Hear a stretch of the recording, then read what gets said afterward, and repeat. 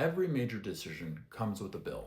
Sometimes taxpayers pay it, sometimes businesses pay it, and sometimes consumers pay it. And sometimes future generations get stuck with the bill.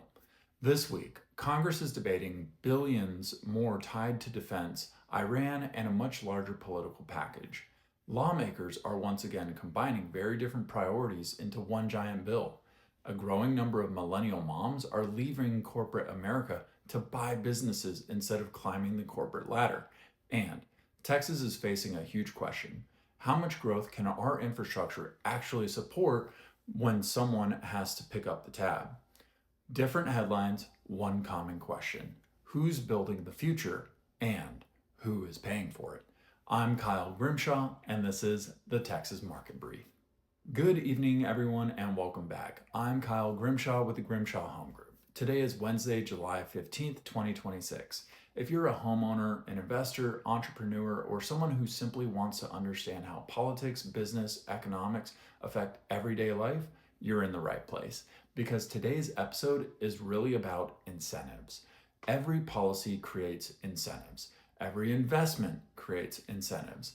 Every business decision creates incentives. And one of the best ways to understand what's really happening is to ask two simple questions. Who benefits and who pays? Let's jump on in. Let's start in Washington. The conflict with Iran is still unresolved. There have been pauses, headlines, and shifting moments of optimism. But from a policy standpoint, the bigger issue right now is cost, because Congress is once again being asked to move enormous amounts of money through the system. And when that happens, taxpayers have every right to ask a basic question. Where the F is the money actually going? Because every dollar Washington spends eventually has to come from somewhere. Either today's taxpayers, tomorrow's taxpayers through borrowing, or future taxpayers through a growing national debt. Now, one of the more revealing stories this week is not just about the amount, it's about the structure. Reuters reported that a House panel unveiled a $95 billion plan that includes approximately $60 billion for defense, $13 billion for intelligence, and $10 billion for state voter ID systems over the next decade. That matters because it shows you how Washington often works in practice. Not one clean issue at a time, not one clean vote at a time, but a layered package where national security, domestic politics, and long-term spending all begin moving together. And that's exactly why people get frustrated, because once the package gets big enough, the public starts losing visibility into what is being funded, why it's being funded, and what lawmakers are actually voting for. Now, to be fair, some of that money would likely go towards the military operations, replenishing weapons and ammunition, strengthening America's defense industrial base, and supporting military readiness. It's an operational cost.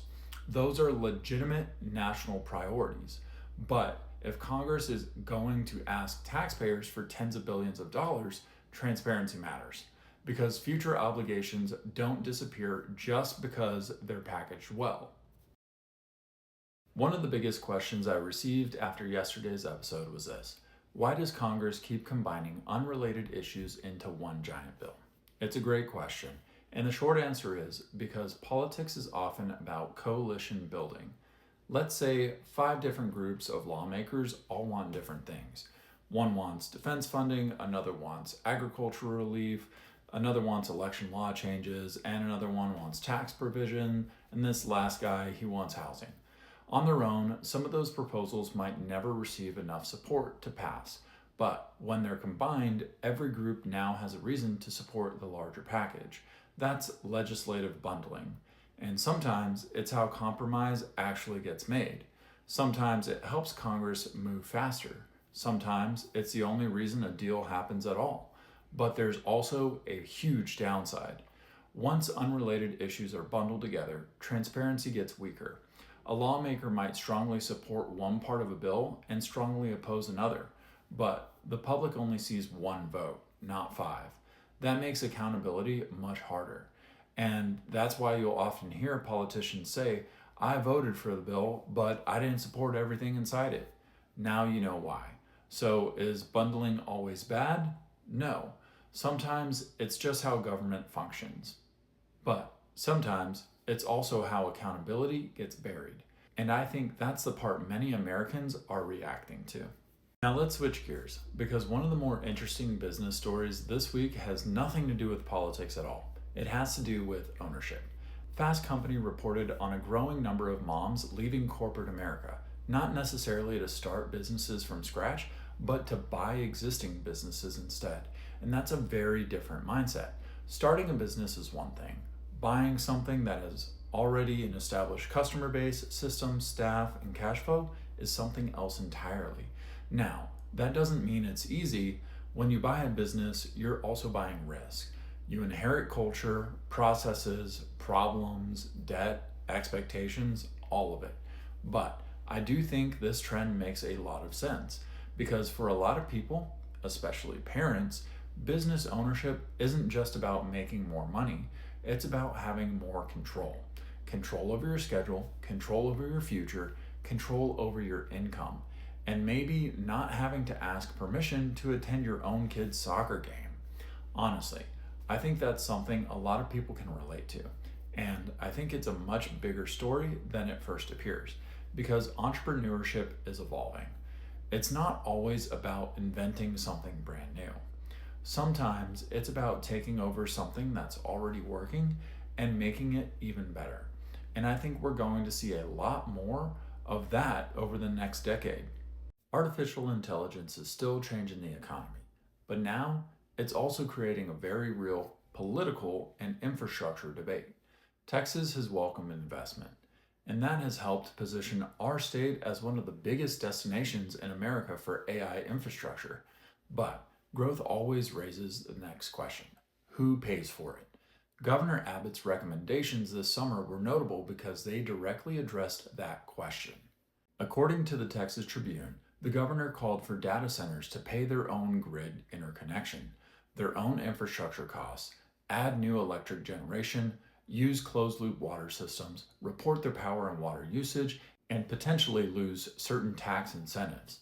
That is a significant shift, because the conversation is no longer just about attracting investment. The conversation is whether existing Texans should subsidize the infrastructure needed to support that investment. Power, water, fiber, transmission, roads, not one of those things are free. They're investments. The only question is who writes the check. I don't think it's an anti-business question. I think it's a planning question. Growth is good, but only if the systems underneath it can actually carry the load. And I believe this is going to become one of the defining Texas debates of the next decade. Here's what I've been thinking about. Every generation solves a different problem. Our grandparents helped build America's highway system. Our parents helped build the internet economy. And our generation is being asked to build an economy powered by artificial intelligence without losing the human side of it. I think that's the assignment. The question isn't whether we're going to invest. We'll do that regardless. The question is whether we'll invest wisely. Will we build enough housing, enough power, enough water infrastructure, enough manufacturing, enough skilled workers? Will taxpayer money be spent responsibly? Will entrepreneurs have room to build? Will America remain competitive? Those are much harder questions than simply asking whether today's headlines sound good or bad. And that's exactly why I think these conversations matter, because the future isn't free. Somebody always pays. The goal is making sure today's investments create something worth leaving behind for the next generation, a true legacy. Before we wrap up, I'd love to hear from you. One of my favorite parts about doing this show has been reading your comments. Some of you agree with me, some of you challenge me, and honestly, I appreciate both. The goal has never been to tell you what to think. It's to give you enough context to think critically and make up your own mind. So today, I've got 2 questions for you. Question 1. Should urgent priorities like national defense ever be bundled together with unrelated political issues? Or should Congress debate and vote on every major issue separately? For example, national defense, election laws, agriculture, and housing. Should those all be packaged together in one giant bill, or should lawmakers vote on each issue individually? I'd really like to hear your reasoning. And question number 2. Now let's bring this back to Texas. Artificial intelligence is creating billions of dollars in new investment opportunities, and Texas is becoming one of the biggest destinations in the country for data centers. But those facilities require enormous amounts of electricity, water, land, and infrastructure. So here's my question. Should Texas continue welcoming as many AI data centers as possible, or should companies be required to pay for the power, water, and infrastructure they need before new projects are approved? Where do you stand?